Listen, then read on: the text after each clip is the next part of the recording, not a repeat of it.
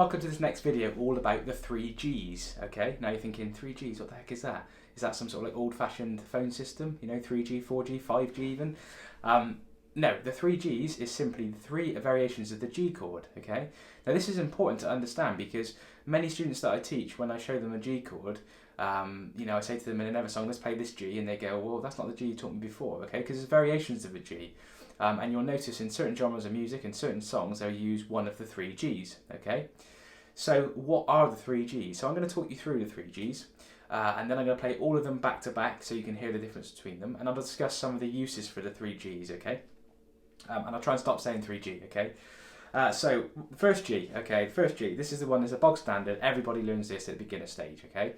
Now this is second finger on the third fret of the low E string, first finger on the second fret of the A string, open on the D, open on the G, open on the B, and then either your third or your fourth finger on the third fret of the high E string. I'm going to go with the third finger because that's probably the most common I've seen. Okay, lovely sounding chord, major tonality, sounds great.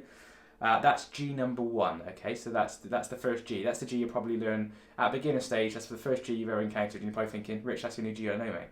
That's fine, okay, they've probably got you this far without worrying about any of the other Gs. However, there are some variations of the G, okay, not talking about inversions and things like that because that's another step too far. I'm just talking about the basic Gs that you can do in the open position that have a lot of miles in them, yeah, you can apply them to different styles and different genres, and it just works really well, okay. And that knowledge and that sort of understanding of when I should use which G is really helpful. So that was G number 1. Okay, let's go to 2G. Okay, G number 2. G number 2 then. So G number 2 is this one here. Okay, so it's exactly the same as G number 1. Okay, which was like that. And then G number 2, we're going to shuffle the third finger up onto the B string, fret 3, and put my little finger now, the fourth finger down on fret 3 of the high E string. Okay, now from the low string to the high string, that's finger 2 on fret 3 again. Finger 1 on fret 2 of the A, okay?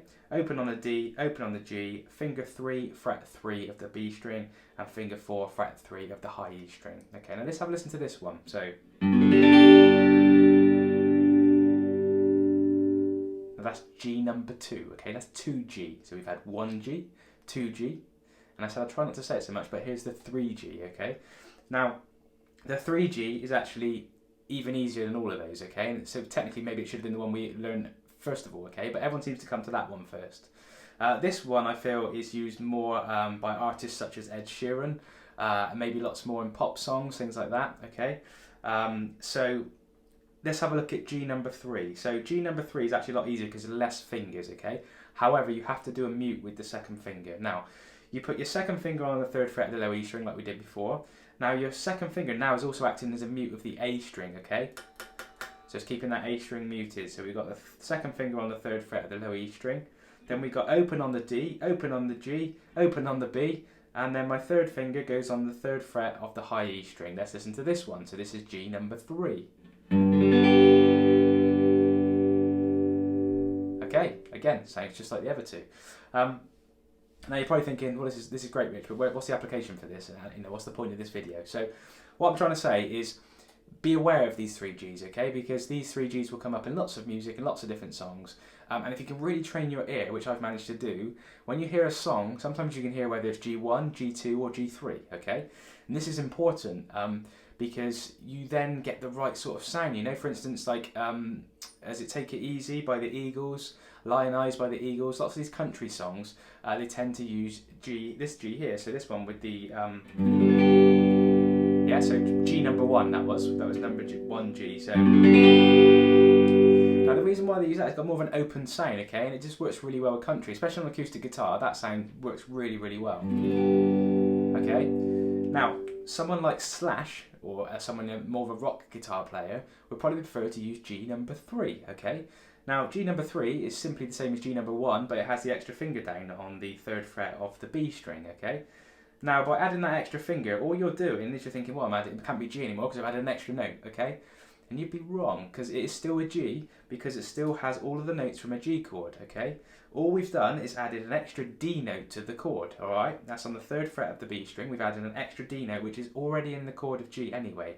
Remember, the notes in the chord of G is G, B, and D, and it's already in there, so we're just adding, we're doubling up, okay? So you might think this will give it more of a sort of a thicker, more sort of power to it, which it does. So have a listen to this one, so. Okay. Now the other one, the last one, G number 3, which we said was the one which is more sort of, again, open, I suppose, but it's now taken out the third of the chord on the B here. So taking out the first finger on the second fret of the A string, you're removing that from the chord and you're muting the A string, okay? So you're definitely hearing the 2 root notes, polar opposites, the 2 E strings, okay? And then you're hearing all the open strings as well, okay? So listen to that. So now, there is a difference, listen. So here's all 3 back to back, okay? So G number 1, G number 2, G number 3. Okay, there is a difference. Okay, now the way to to apply these is just to have a go. Yeah, just try and just try and use them in different scenarios and see which one you think you prefer the best. In country music, I tend to use that one. I prefer that G, so I prefer G number 1. When I'm playing rock, and majority of the time when I'm playing rock and blues, I prefer G number 2.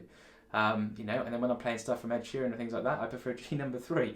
So you can see it's down to you, and when you want to apply them, and just having an awareness of them, I think is really important. So it's just, this video is all about all the 3 Gs, okay? So the 3 Gs that are available to you. We haven't even talked about different fingers so you can use for the shapes of the G, depending on what chords are coming up next, but that's another video entirely. But I just wanted to do this really important video on the 3 Gs. I hope you enjoyed that, guys, and I'll see you again soon.